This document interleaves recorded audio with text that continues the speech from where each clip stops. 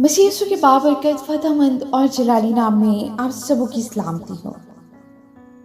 عزیزوں، آج ہم کلام مقدس میں سے پڑھیں گے سوکھے ہاتھ والا آدمی، مرکز کی انجیل اس کا 3 باب پہلی آیت سے۔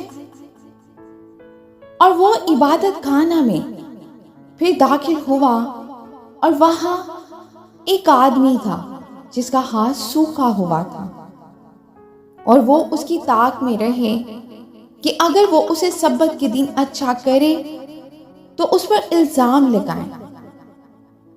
اس نے اس آدمی سے جس کا ہاتھ سوکھا ہوا تھا کہا، بیچ میں کھڑا ہو، اور ان سے کہا، سبت کے دن نیکی کرنا روا ہے یا بدی کرنا، جان بچانا یا قتل کرنا؟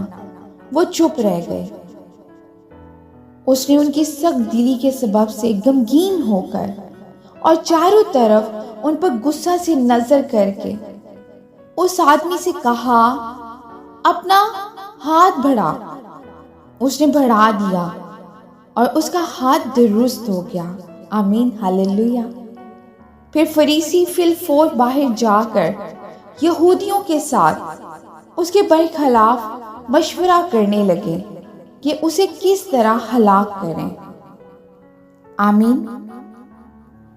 خداوند کے زندہ پاک کلام کے پڑھے اور سنے جانے میں اس کی برکت ہو۔ خداوند کا شکر ہو۔